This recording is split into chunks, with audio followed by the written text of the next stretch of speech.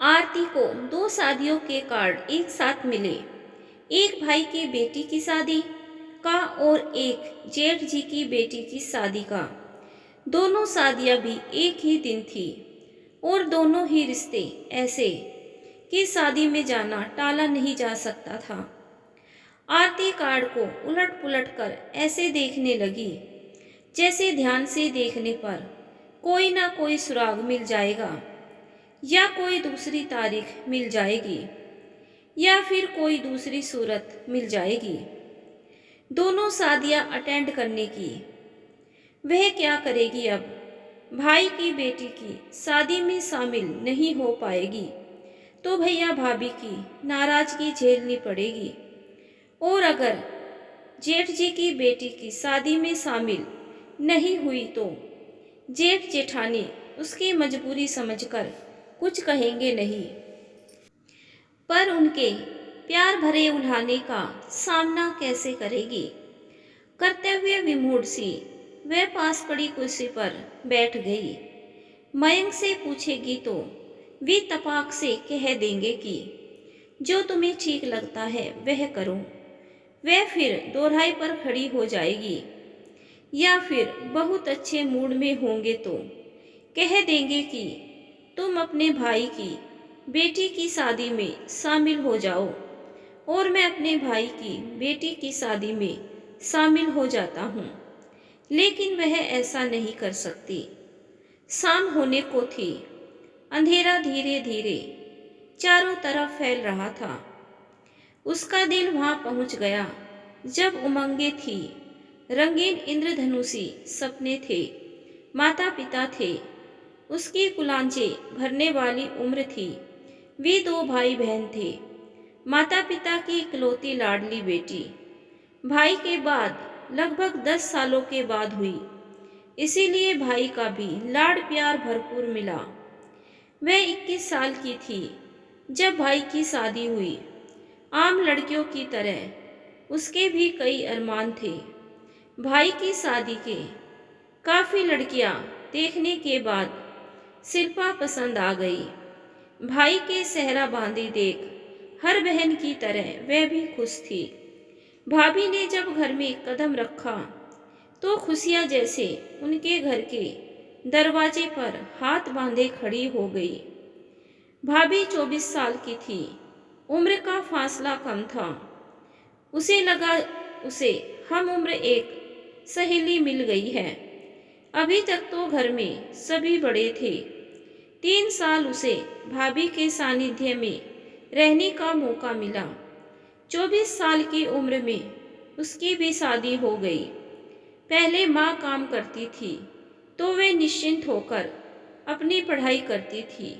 माँ भाभी की भी किचन में पूरी मदद करती थी, पर भाभी ना जाने क्यों उससे हमेशा चिड़ी सी ही रहती थी। शायद उन्हें लगता था कि यह आराम से अपनी पढ़ाई कर रही है, बाकी सारा काम मुझे ही करना पड़ता है। नई होने के कारण वे अधिक नहीं बोल पाती थी, पर भाव भंगिमाओं से सब जता देती थी। भाभी के हाव भाव समझकर वह भी किचन में हाथ बटाने की कोशिश करने लगी तो माँ ने टोक दिया, तू जा पढ़ाई कर अपनी, ये काम तो जिंदगी भर करनी है। वह जाने को हुई तो भाभी बोल पड़ी, पर काम आएगा नहीं तो आगे करेगी कैसे?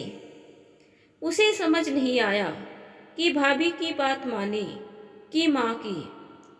वह एमएससी कर रही थी। पढ़ने में वह हमेशा कक्षा में अच्छे विद्यार्थियों में गिनी जाती रही। भाभी अपनी चुप्पी के पीछे से भी पूरी दमंगता दिखा देती थी। भाई भी उससे अब पहले की तरह बेतकल्लुफ नहीं रहते थे।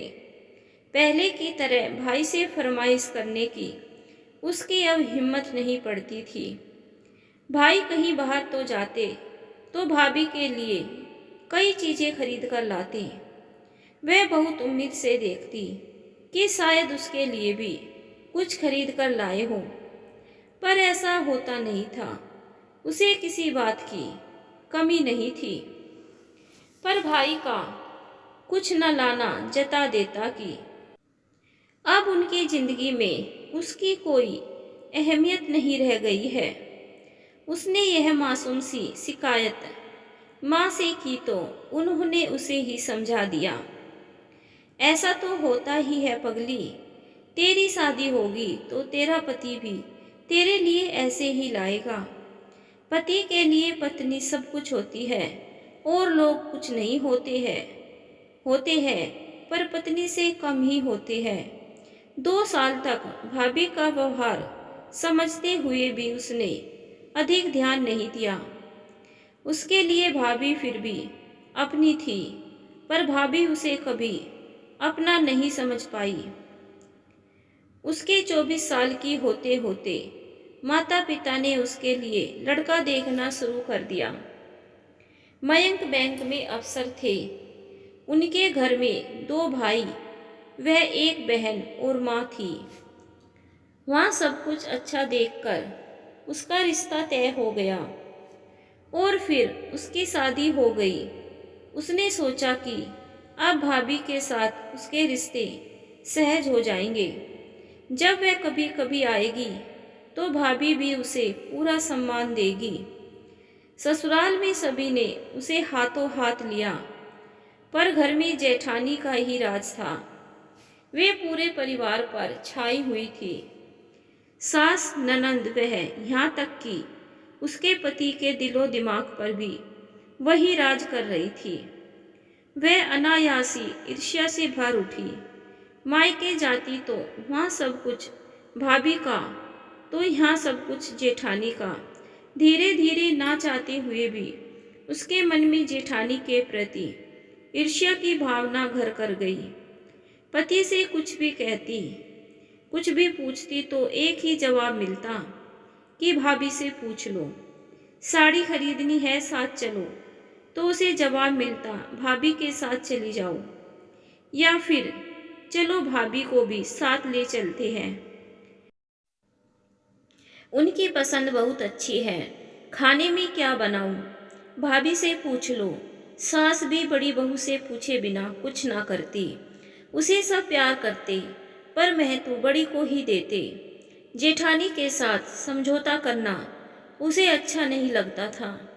जेठानी उसका रुख समझकर बहुत संभल कर चलती, पर कुछ ना कुछ हो ही जाता। जेठ जेठानी कहीं जाते तो बच्चे घर छोड़ जाते। बच्चों की चाचा के साथ घूमने की आदत तो पहले से ही थी। अब चाची भी आ गई तो क्या, वे दोनों कहीं भी जाना चाहते तो दोनों बच्चे भी उनके साथ लग लेते। वह मयंक पर गुनगुनाती, नई शादी हमारी हुई है या जेठ जेठानी की, वे दोनों तो अकेले जाते हैं और हमारे साथ ये दोनों लग लेते हैं, तो क्या हुआ आरती? उन्हें इस बात की समझ थोड़े ही है। बच्चे ही तो है, ये ऐसे ही हमारे साथ जाते रहे तो जब तक ये बड़े होंगे तब तक हम बूढ़े हो जाएंगे। अरे जब हमारे चुनमुन होंगे तो उन्हें भाभी संभालेगी, तब हम खूब अकेले घूमेंगे। जरूर संभालेगी, अपने तो संभलते नहीं। जेठानी उसका मूड समझकर बच्चों को जबरन रोकती, न मानने पर 1-2 थप्पड़ तक जड़ देती। बच्चे रोते तो उन्हें रोता देख कर मयंक का मूड खराब हो जाता और मयंक का खराब मूड देखकर उसका मूड खराब हो जाता और जाने का सारा मजा किरकिरा हो जाता। उसे जेठानी पर तब और भी गुस्सा आता, लेकिन जिन बातों में वह जेठानी के साथ समझौता नहीं करना चाहती थी, उन्हीं बातों में भाभी के साथ समझौता करने की कोशिश करती, उन्हें खुश रखने का प्रयास करती ताकि उनके साथ संबंध अच्छे बने रहे। भैया भाभी कहीं जाते तो थोड़े दिन के लिए मायके आने के बावजूद वह भाई के बच्चों की देखभाल करती, उन्हें अपने साथ घुमाने ले जाती, चॉकलेट आइसक्रीम वगैरह खिलाती, पर भाभी उसे फिर भी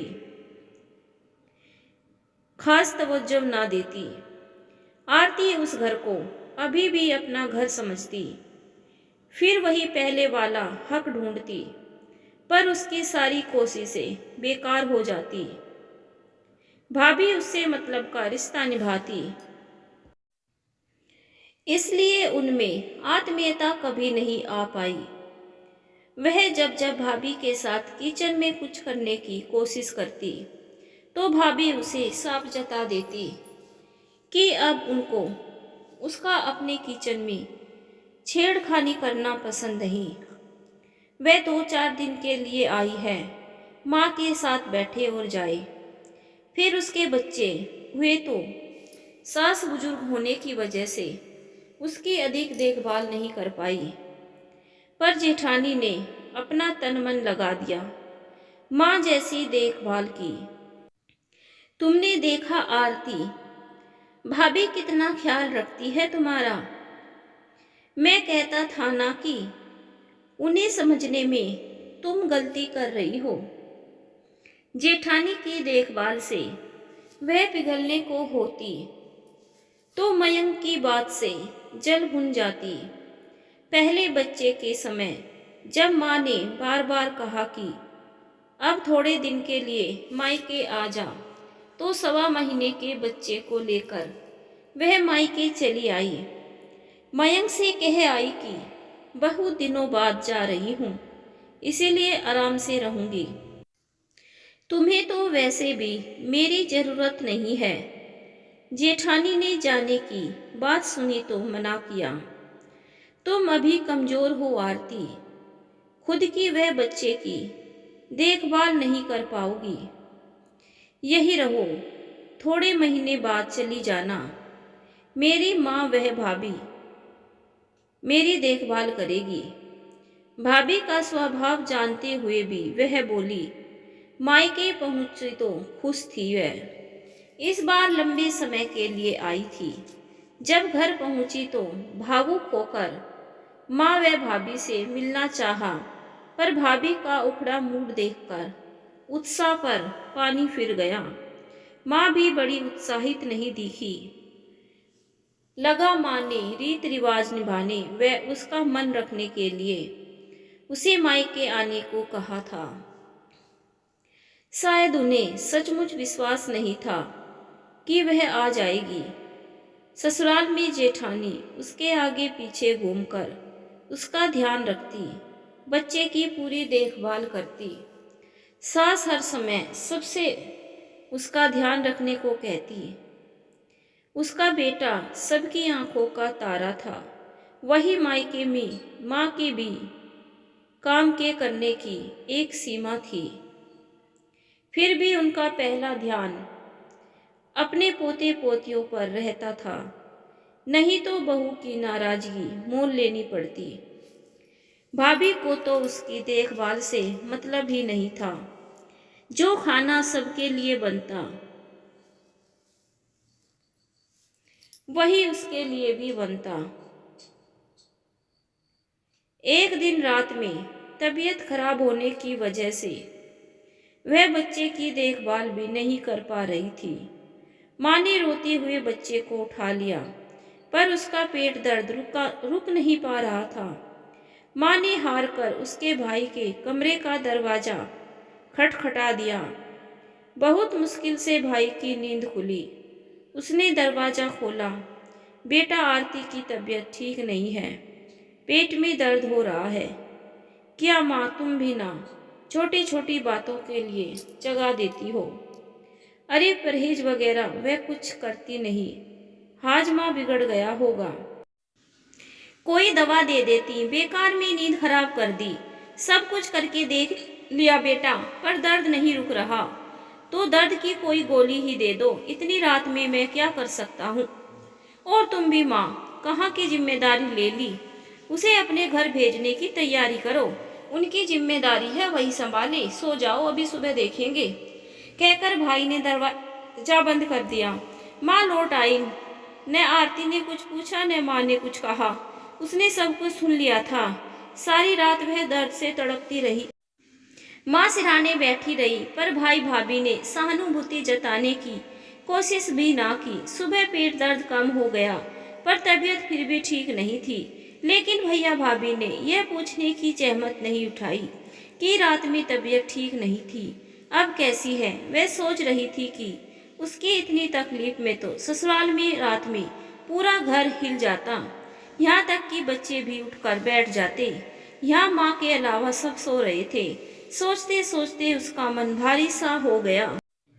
किस मृग तृष्णा में बंधी हुई वह बार बार यहाँ आती और भैया भाभी के द्वारा अपमानित होती है। क्या खून के रिश्ते ही सब कुछ होते हैं? जेठ जेठानी उस पर जान छिड़कती है, लेकिन उन्हें वह अपना नहीं समझ पाती। उल्टा चाहती है कि उसका पति भी उन्हें अधिक तवज्जो न दे। वह बिस्तर पर गमगीन सी बैठी हुई थी। तभी माँ चाय लेकर आ गई। आरती रात की बात से दुखी होगी, यह तो वे जानती थी, पर उनके हाथ में था भी क्या।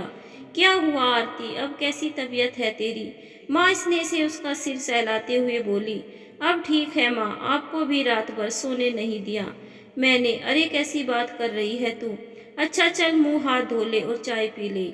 आरती चुपचाप चाय पीने लगी। माँ ने अपना कप उठा लिया। दोनों चुप थे, पर दोनों के दिल की बातों से परेशान थे। माँ, मेरी तबीयत अगर ऐसी ससुराल में खराब होती तो मेरे जेठ जेठानी सारा घर सिर पर उठा लेते। अचानक आरती बोली तो माँ समझ गई कि आरती क्या कहना चाहती है। वे धीरे से उसके पास खिसक आई। आरती, तू जिन रिश्तों की जड़ों को सींचना चाह रही है वे खोखली है, सूखी हुई है बेटा। खून के रिश्ते ही सब कुछ नहीं होते। जितनी कोशिश उन्हें अपनी भाभी के साथ बनाने में करती है, उसका अंश मात्र भी अपने जेठ जिठानी के साथ करेगी तो वे रिश्ते लहला उठेंगे। जो रिश्ते तेरी तरफ कदम बढ़ा रही है उन्हें थाम कर उनका स्वागत कर। जो तुझसे दूर भाग रही है उनके पीछे क्यों भागती है? माँ उसके और अपने मन के झंझावतों को शब्द देती हुई बोली। ये तेरी मृग तृष्णा है कि कभी न कभी भाभी तेरे प्यार को समझेगी और तेरी तरफ बढ़ाएगी कदम। कुछ लोग प्यार की भाषा को कभी नहीं समझ पाते, पर तू प्यार की कीमत समझ आरती। अपने जेठ जेठानी के प्यार को समेट ले। वही है तेरे भैया भाभी जो तेरे दुख सुख में काम आते हैं, तेरा ख्याल रखते हैं, तेरे अच्छे बुरे व्यवहार को तेरी नादानी समझकर भुला देते हैं। माँ उसे पहले भी यह बात कई बार समझाना चाहती थी, उसके प्यार का बहाव ससुराल की तरफ मोड़ना चाहती थी, पर आरती समझना ही नहीं चाहती थी। पर आज पता नहीं क्यों माँ की बात समझने का दिल कर रहा था। उनकी बातें उसके अंतर मन को छू रही थी। माँ चली गई तो वह अपने आप में गुमसुम सी हो गई। बीच में इस कहानी को रोककर हम आप सबको बस एक बात बताना चाहते हैं। अगर आपको हमारी कहानी पसंद आती है तो आप चैनल को सब्सक्राइब और वीडियो को एक लाइक और हमें एक कमेंट जरूर किया करें, और वीडियो को ज़्यादा से ज़्यादा शेयर भी किया करें। धन्यवाद दोस्तों। अब आगे की कहानी हम शुरू करते हैं। जब उसका गाल ब्लेडर की पथरी का ऑपरेशन हुआ था, तब भी कैसे सास व जेठ जेठानी ने दिन रात एक कर दिया था, और भैया भाभी ने बस एक फोन कर अपने कर्तव्य की इतिश्री कर ली थी। जेठ जेठानी ने तन मन धन लगा दिया था। ननंद भी ऑपरेशन के समय 2 दिन के लिए उसके पास आ गई थी। आज पिछली सारी बातें जैसे साफ हो रही थी। उसकी आंखों पर बड़ा भर में मुंह का पर्दा हट रहा था। आज पहली बार वह समझ रही थी कि जो उसने अपनाना चाह रहे थे उन्हें वह ठुकरा रही थी, और जो उसे ठुकरा रहे थे उन रिश्तों के पीछे वह भाग रही थी। सच वे भी तो भैया भाभी है जिनसे उसे प्यार मिलता है। उसके ना सही उसके पति के है तो उसके भी है, वे रिश्ते भी तो उसके अपने हैं। वह उठकर चुपचाप सामान पैक करने लगी। तभी माँ कमरे में आ गई। क्या कर रही है आरती? उसे सामान पैक करते देख माँ बोली। अपने घर जा रही हूँ माँ, अपने भैया भाभी के पास। माँ चुप हो गई। दोनों माँ बेटी बिना शब्दों के कहे भी एक दूसरे के दिल की बात समझ गई थी। दूसरे दिन आरती ससुराल लौट आई। उसे वापस आया देखकर वह घर में सास पति जेठ जेठानी सभी खुश हो गए। किसी ने उससे नहीं पूछा कि वह इतनी जल्दी क्यों लौट आई। धीरे धीरे समय कुछ साल आगे सरक गया। उसके बच्चे थोड़े बड़े हो गए। फिर उनका तबादला भोपाल से लखनऊ हो गया। समय धीरे धीरे सरकता रहा। माता पिता व सास का साथ समय के साथ छूट गया। माँ के जाने के बाद गुजरात जाना बंद हो गया, लेकिन भोपाल जेठ जेठानी के पास त्योहार व छुट्टियों में आना जाना बना रहा। तभी घंटी की आवाज़ सुन कर वह चौंक गई। शायद मयंक ऑफिस से आए थे। वह वर्तमान में लौट आई। उसने उठकर दरवाज़ा खोल दिया। क्या बात है आरती, बहुत गमगीन सी लग रही हो। तबीयत ठीक नहीं है क्या? मयंक उसे इस कदर उदास देखकर बोले। नहीं, कुछ नहीं, सब ठीक है। भोपाल से प्रीति की शादी का कार्ड आया है। जाने की तैयारी करनी है, रिजर्वेशन करवाना है, यही सब सोच रही थी। वह उत्साहित होते हुए बोली। और यह दूसरा किसका है? मयंक दूसरा कार्ड उठाते हुए बोले। यह गुजरात से आया है। आरती लापरवाही दिखाते हुए बोली। आप बैठकर देख लो, मैं चाय बनाकर लाती हूँ। कहकर आरती उठकर किचन में चली गई। थोड़ी देर बाद 2 कप चाय बनाकर ले आई। अरे, यह तो साले साहब की बेटी की शादी का कार्ड है। वहाँ भी तो जाना होगा, तुम वहाँ चली जाओ। मैं नहीं, आरती बीच में बात काटती हुई बोली। वहाँ आप उपहार भेज दो, हम दोनों ही भोपाल जाएंगे। और थोड़े दिन पहले जाएंगे, क्योंकि शादी में मदद भी तो करनी है। आरती पूरे आत्मविश्वास से बोली और शांत भाव से चाय पीने लगी। मयंक ने चौंक कर उसकी तरफ देखा, सब कुछ समझा और चुपचाप चाय पीने लगा। समझ गए कि प्यार व स्नेह के रिश्ते खून के रिश्तों पर भारी पड़ गए। आपस में प्यार और विश्वास नहीं है तो खून के रिश्तों के धागे भी कच्चे पड़ जाते हैं। इसीलिए परछाइयों के पीछे भागने की बजाय हकीकत को अपनाना चाहिए। धन्यवाद दोस्तों।